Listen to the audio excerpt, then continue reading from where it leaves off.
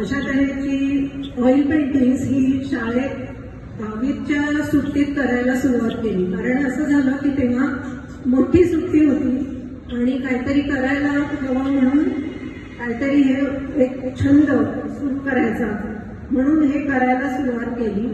आणि तेव्हा ही oil paintings 10वीच्या सुट्टीत करायला मी सुरुवात केली. नंतर बरीच वर्ष ही ऑइल पेंटिंग्स मी करत राहिले. इथे बऱ्याच जणांना माहिती आहे माझी आई इथे राहायची, सुनीती मराठे. ती पण अतिशय कलासक्त होती. ती लहानपणापासून आमच्या म्हणजे माझ्या ड्रेसेसवर पेंटिंग्स करणं, भरतकाम करणं, तिच्या साड्या, असं खूप तऱ्हेने ती आम्हाला कलेची ओळख लहानपणापासून करून द्यायची. त्यामुळे पुढेही म्हणजे शाळेतही आता याने म्हटलं तसं शाळेतल्या परीक्षा देणं वगैरे हे चालू राहिलं होतं. त्यातून वेगवेगळ्या कला प्रकारांची पण ओळख झाली शाळेच्या परीक्षांमधून.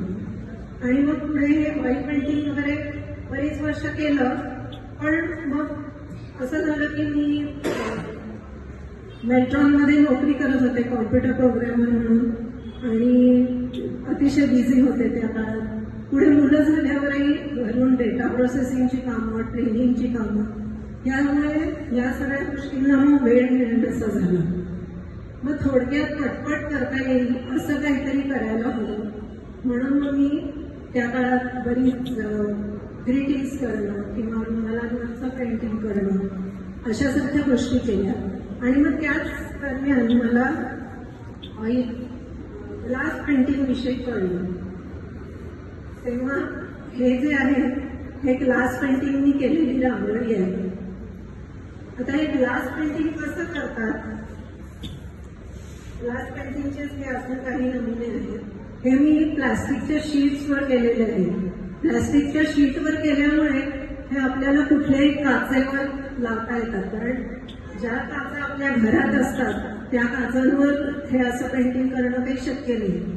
पण अशा तऱ्हेने जर आपण ते शीटवर केलं तर ते आपण कुठल्याही काचेवर लावू शकतो.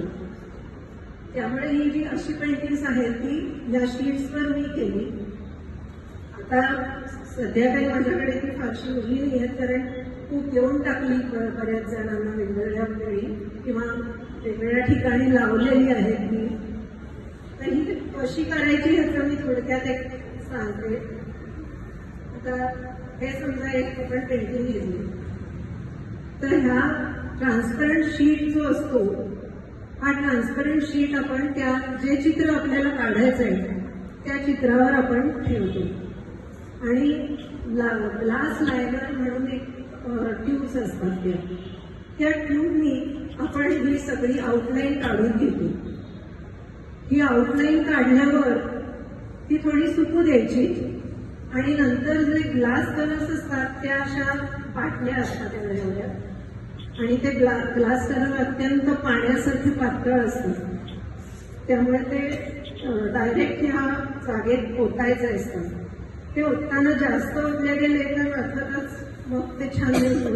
त्यामुळे ते थोडे सवयीने ते टेक्निक आपल्याला जमतं की किती ओतायचे. आणि मग ते सुकले की मग आपण ते ग्लास पेंटिंग म्हणून कुठेही लावू शकतो. हे काचेवर केलं असलं तरी छान दिसतंच पण ह्या अशा तऱ्हेच्या शीटवरही चांगलं दिसतं. हे ॲक्रिलिक शीटवर करून त्याला मागे दुसरा कागद लावलेला आहे आणि पुठ्ठा लावलेला आहे. त्यामुळे ही रांगोळी पण आपल्याला अशी घराच्या बाहेर ठेवायलाही करता येऊ शकते.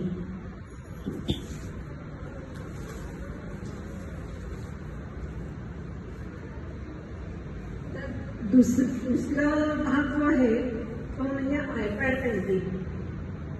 तर त्या आयपॅड पेंटिंगकडे मी कशी वळले ते थोडक्यात सांगते. तर मुलं लहान असताना हे असं सगळं चाललेलं होतं काय काय वेगवेगळे प्रयोग. आणि त्या दरम्यानच मी मग हळूहळू IPAच्या संस्थेत व्हॉलेंटिअरिंग करायला लागले आणि सायकॉलॉजी या विषयात मला इंटरेस्ट निर्माण झाला. मग त्याचं मी आणखी शिक्षण घेतलं. मग सायकॉलॉजीमध्ये मी 50व्या वर्षी MA केलं. असं एकूण खूप बिझी आयुष्य काहीतरी चाललं होतं.